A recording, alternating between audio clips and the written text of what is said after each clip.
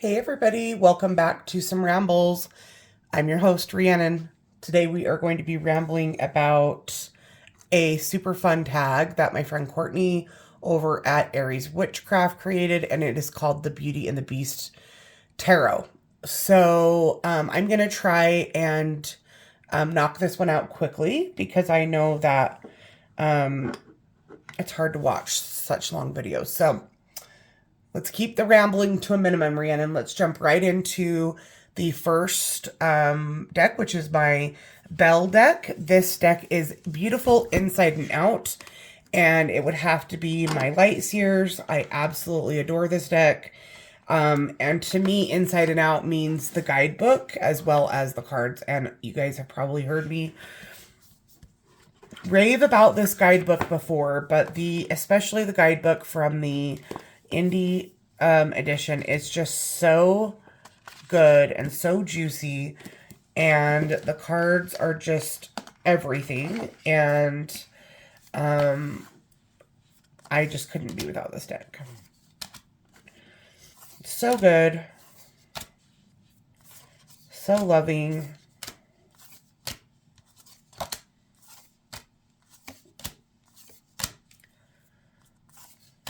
So, even though apparently I just picked up all the swords, which don't feel so much that way, right? But,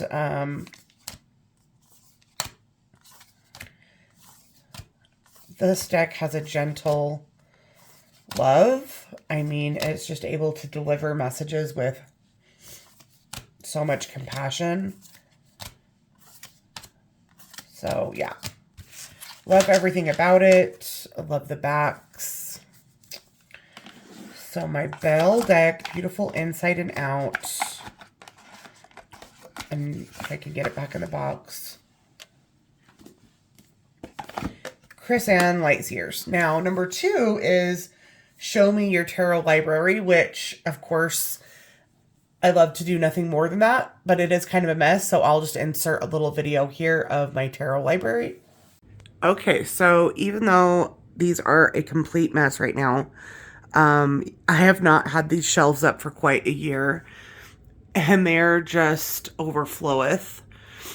And I need to go through and clean and organize, especially this bottom row, because the bottom row comes out a little bit further, and I tend to use it as like a spillover for like all the stuff that doesn't fit on my desk. And I mean, I just need a better solution for the rest of my office. So even though it looks like perfection from afar, it is far from perfection. But here is my tarot shelf, and I used to be able to have a lot of it displayed like this way so you could see the front of the deck, which I really liked, but I just, you know, when you just keep adding decks, you start running out of room. And I keep a lot of my crystals up here too, as you can see. It starts getting real messy over here. Oh my gosh, can't even believe my money altar is such a mess right now. So then I keep my money altar here because this is the furthest left corner on the back of my house. So your money altar should always go in your furthest left, all the way back to the back of your house, all the way to the left from your front door. So that's my money altar. And then that starts my oracle shelves, which I've got some room to grow oracle, but then I would have to move my money altar. So yeah, I need to start moving some of my crystals upstairs to my Reiki room, because I technically do have another office. I just don't use it very often because I haven't really been taking Reiki. And then this bottom shelf, like I said, it's just a mess, but a lot of my tarot books, my books on magic. Well, my incense is out right now, but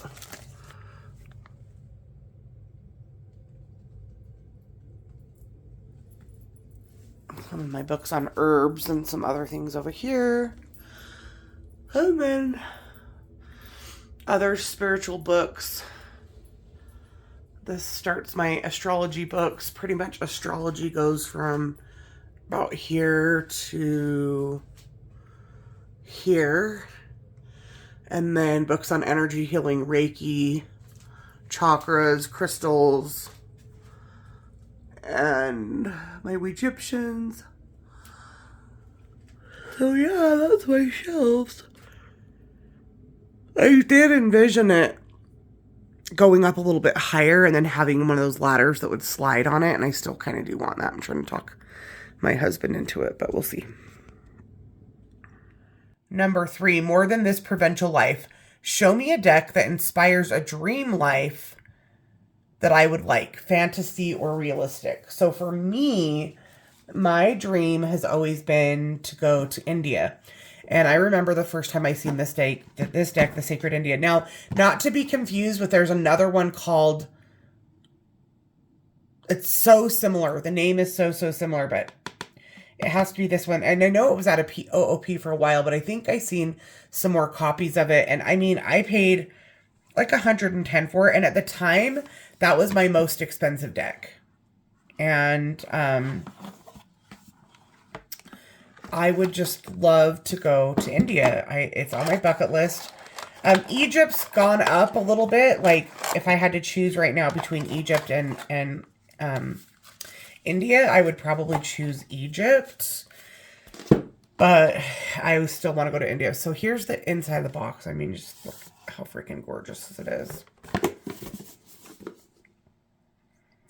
Inspired by Indian mythology and epics, the Sacred India Tarot is unique in its synthesis of two mystical and meditational streams of world culture, the tarot and Indian mythology.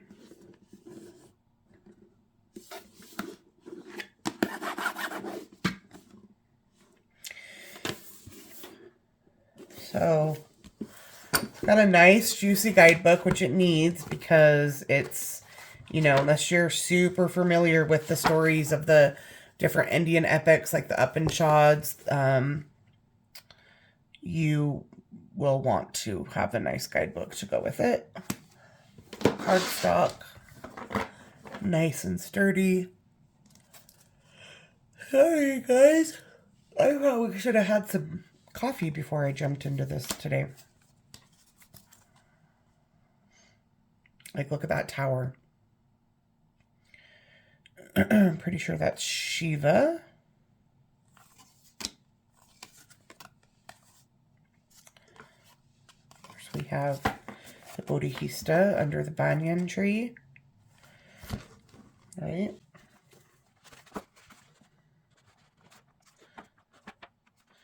Look up the Six of Pentacles. It's got lotuses for cups. Staves are for wands.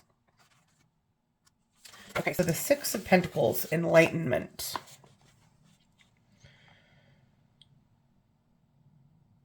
Having given up self-torture and regained his strength, the Siddhartha came to what is modern Bodh Gaya and sat with resolution under, oh, it's not a banyan tree, it's a pipal tree. He determined that he would not move until he had found the solution to dukkha. For 44 days he sat immobile. Mara, the evil one, the Indian Satan, was alarmed beyond measure.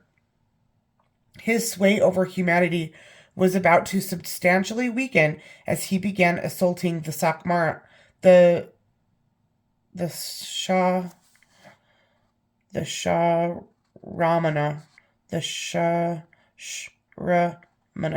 Shramana, hoping to deflect him from ultimate knowledge. He sent sins, fears, doubts, temptations, venomous spirits, storms, and lightning. Mara even tried to shame him, a warrior meditating instead of conquering. Each assault left Siddhartha tranquil and Mara in fearful bewilderment. Mara then sent his bewitching daughters. Oh, sorry, you guys, it's 3. Bewitching daughters, Desiree, Unrest, and Pleasure, who always triumphed, but Siddhartha never swerved. Then it happened. In a blaze of energy, the Siddhartha experienced what yogis call punyasmriti, the complete vision of all lives ever lived, life after life, experience upon experience, tied to the will of suffering, and why. The culprit is tanha, eternal craving. Trishma in Sanskrit, a compound of desire, thirst, greed that fuels karma and gives rise to birth after birth in ridiculous and doomed attempts to satisfy it. On the 45th night, the Siddhartha obtained divine vision and his first samadhi. Uniquely, he recognized it as partial accomplishment, and he successfully went through the 8 types of samadhi, still a rare accomplishment. When it was over, he was the Buddha, the awakened one. So, just like really cool stories.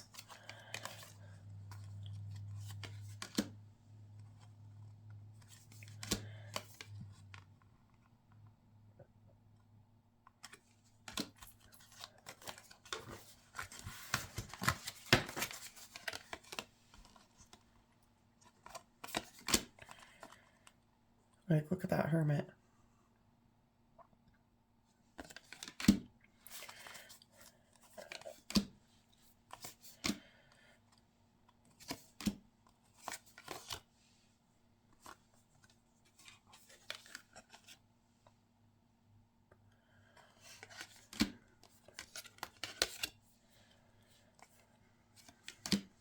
It's just gorgeous.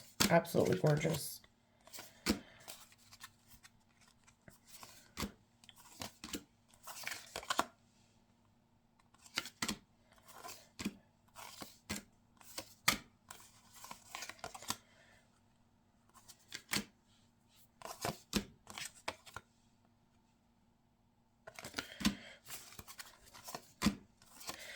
Kali.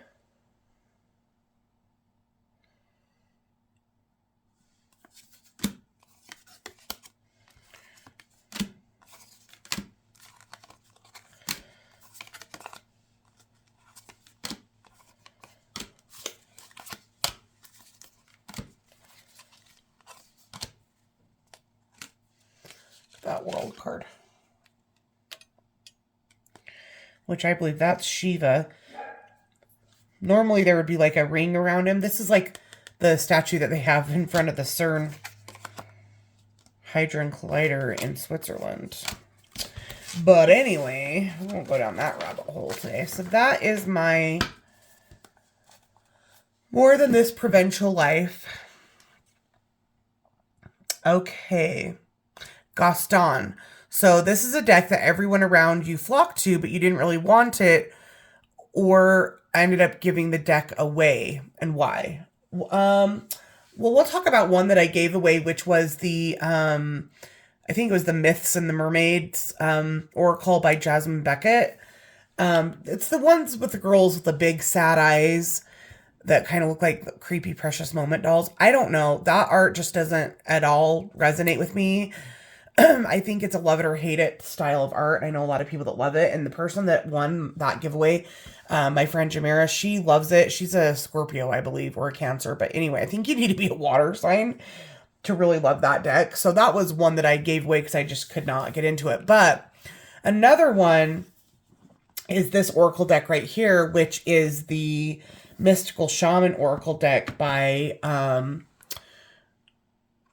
Colette Baron Reed. And I remember I had ordered this on pre-order back in like 2017 or 2018. I was so excited. I was just super, super, super getting into her decks. And, you know, had fallen in love with specifically like Wisdom of the Oracle and Enchanted Map. And it's not the artwork, but I just thought they were really good Oracle decks that had both shadow and light. I don't like an Oracle deck that's all fluff, right? And this was like her, you know, gonna be like her big debut in like a higher quality type deck. I ordered it on pre-order, waited for it for months. And then when I got it, I just don't think the energy's there. Like the the artwork is stunning, but I just don't feel it. I just don't feel it. And what I think is, when I look back, she was pushing out 3 freaking and 4 Oracle decks a year at that time. Right after this, she had the animal one come out, a crystal one, the goddess deck, which there was a lot of controversy. And if you go back, I did a video about that. And anyway, I just think she was pushing too many decks out. This is also when Doreen Virtue like jumped ship from Hay House and went Born Again Christian. And I think Hay House was scrambling to replace all of the, you know, cells that Doreen Virtue would have had with Colette Baron Reed. And I just think she pushed it out too quickly. Either that or she just isn't connected to this type of energy. I actually do have direct descendants to Native American, Shoshone, Native American bloodline. Like, it's like some of my only ancestors that I even know who they are. I'm a little triggered by Native American stuff sometimes, a little bit, because it's a weird place to be, because the blood that I share with those ancestors, she was essentially, you know, kidnapped by pioneers, and I am also related to those pioneers. So I'm in this weird place where I'm like a direct descendant of the perpetrator and the victim, right? But anyway, I said I wasn't going to ramble, so I'm going to try not to. The cards are beautiful. I just don't think the energy's there. They did not connect to me at all. I could maybe get them out and try to see if I can fill it now. But I mean, this deck, not only did I not feel the energy, it really changed how I looked at Colette. I'm going to be honest. There was a couple other things going on at that time. But, yeah. In the Oracle world, if you were into Oracle at this time, like I said, this was like a big, you know, not a Kickstarter yet type thing, because I don't think we even knew what Kickstarter was yet. But this would have been as close to like an indie type deck, even though it was totally mass market, if that makes sense. It was a little bit more, it was supposed to be a little bit higher quality, a little bit deeper, a little bit more soulful. And yeah, I agree that the art looks that way, but she doesn't do the art. Who does the art? Who did the art is the Alberto Villoldo and Marcela Lobos. Oh no, not even that. It's illustrated by Jenna Della Grataglia. That's who illustrated it. So Colette, what did even Colette do? Because if these people are the people that wrote it, or like have like the actual shamanic background, and then this other lady illustrated it, like what did Colette do other than put her name on it? I just felt that it was very fragmented. Again, it's nothing to do with the artwork. I can't explain it.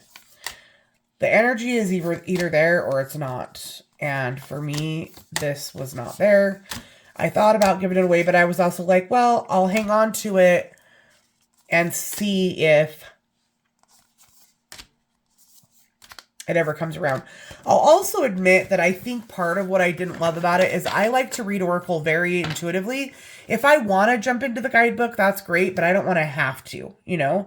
And I felt like on some of these cards, you kind of had to, but maybe I was just kind of more of a novice and as far as an intuitive reader. And that's kind of what it feels like now, because to be honest, I haven't grabbed these cards out for years. So I might grab these and work with them a little bit just to see if I can find the connection. But this is definitely what I thought of when I thought of Gustaun, because I really couldn't think of any tarot decks that I thought had a big bandwagon, but then when I got them, I didn't like it. I'm pretty sure I liked pretty much every Kickstarter and every deck that was ever kind of hyped up that I got, I still like. So okay, show me the Beast deck. The deck that I didn't like at first, but then I ended up falling in love with its charm. And I won't say that it's not that I didn't like the deck, it's just that this deck didn't want to work with me, and tarot didn't want to work with me, and that's my original first ever tarot deck, which is the Mythic Tarot, the original Mythic Tarot. And I just don't think it was my time for tarot yet. I got this deck originally in 1997, and I just don't think it was my time. So anyway, I love this deck. but it was definitely like, at first, I think also I would call it a beast deck, because even back then I still was like, oh my gosh, is tarot bad? You know, I was still trying to break free from my conditioning, being brought up in the Mormon church and thinking that everything was bad. I mean, even the fact that the deck was black made me think that it was like I was doing something wrong. You know, I wasn't even comfortable with that. I was very, very still conditioned in the ways of the Mormon church. So this is my beast deck that I love now, and I wanted to love it then. It just, I know now wasn't the right timing. Okay, let's go with my castle deck. Right? Gustaun, Beast, Castle. What was my castle deck? I can't remember. Castle deck, the deck, it took a while to connect, but when you did, it became familiar and support like home.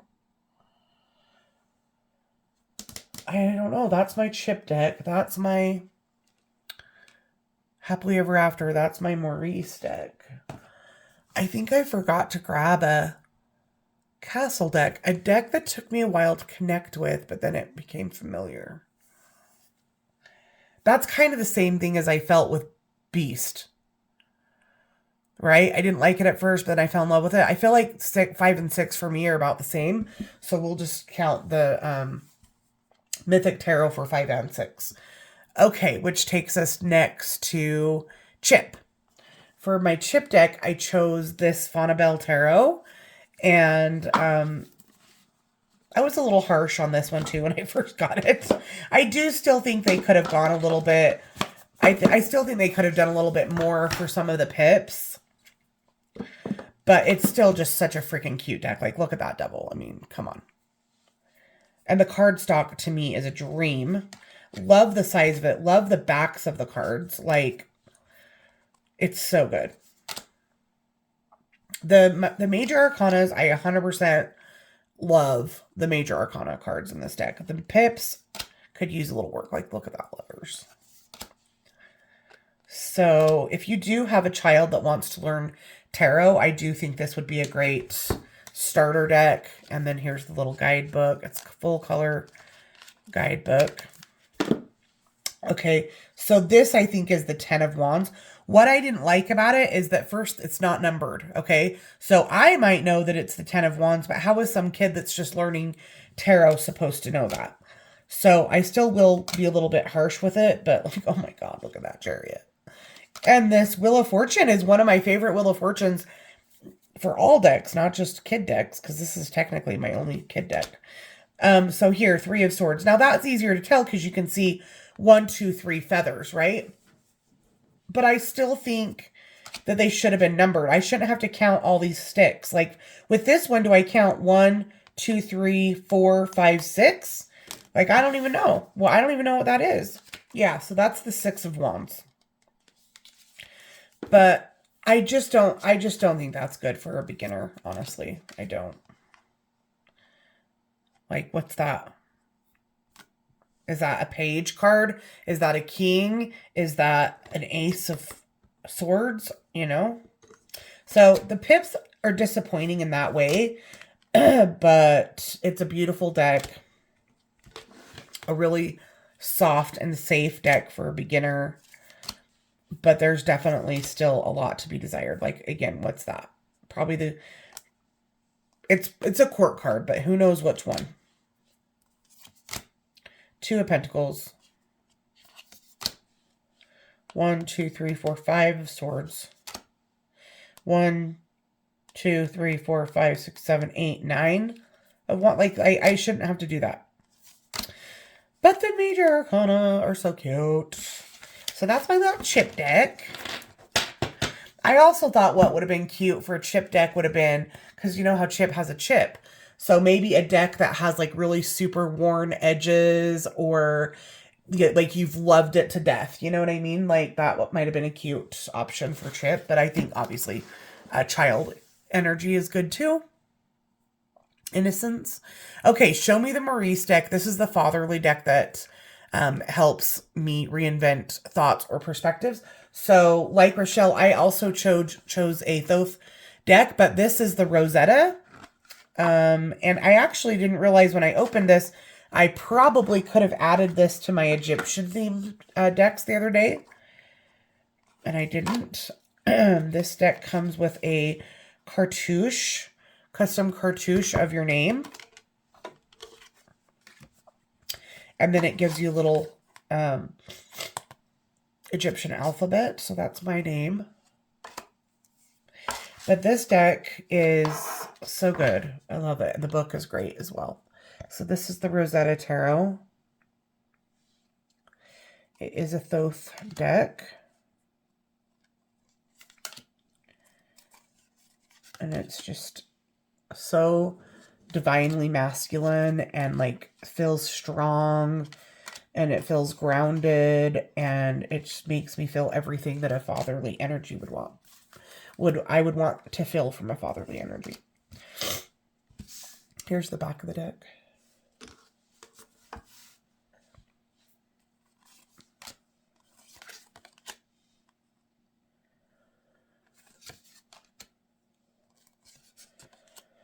But yeah, I definitely could have chosen this for one of my Egyptian themed decks and I forgot about it. It's got a great guidebook.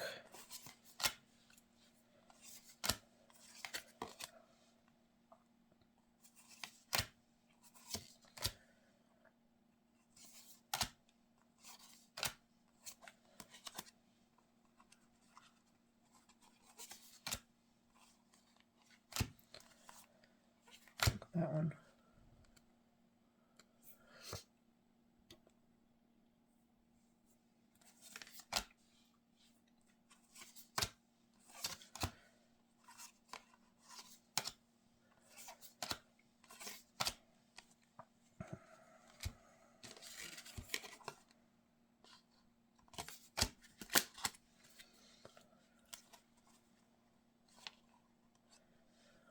So I don't know if it's still available or not, because I got this several years ago and I got $4.97 out of $7.77.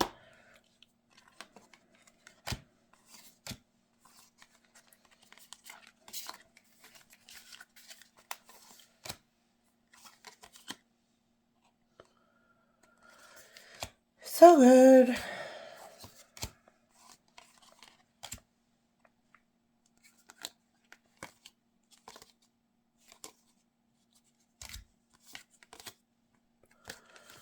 So, Rosetta Tarot for my Maurice deck. And then finally, it is the Show Me Your Happily Ever After. And I was trying to think, what is my favorite lover's card? Like, I don't know. I don't not like that card, but I just don't really think about that card that much. I'm more always looking at the Hermit and the Magician and even the Fool. But my Happily Ever After, of all things, is the Last Unicorn.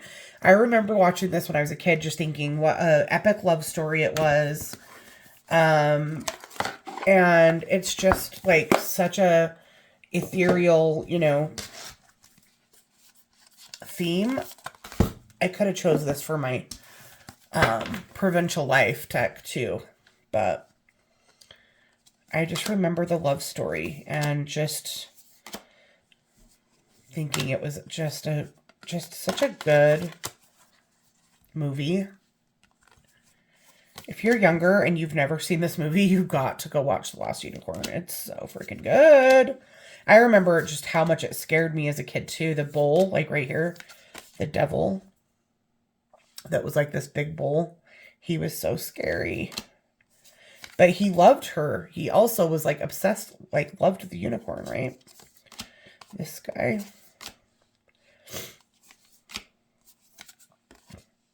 So anyway, this is my choice for Happily Ever After. And it had such a good Happily Ever After. Because I was convinced, like when I was watching this movie as a kid, I was convinced every time, even though I knew the unicorn was going to be saved, I was still convinced every time that somehow this was going to be the movie that didn't end with a Happily Ever After. Here's the back of the cards. They're so gorgeous. Now, this is a deck that I feel like oftentimes people think that it's out of print because they can't find it. It's not out of print. You go to geekify.com. It is kind of a pricier deck. I have 2 copies because I have the copy in the wooden box, the carved box. Because again, I wanted one to use and one to collect.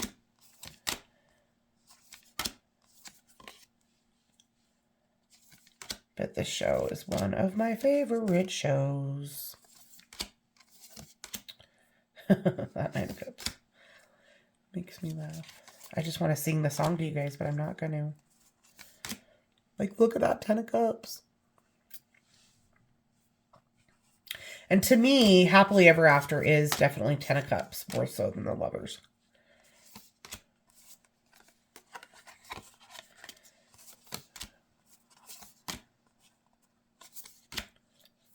The Wizard.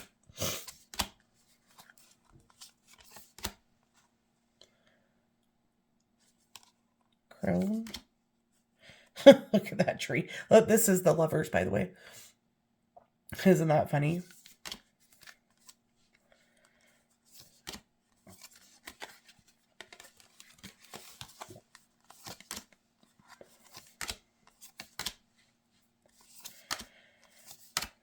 So yeah, that's my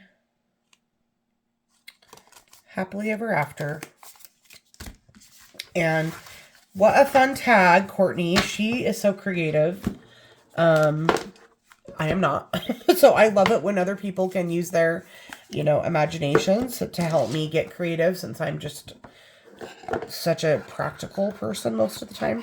So this was super fun. And I look forward to you creating some other fun tags for us.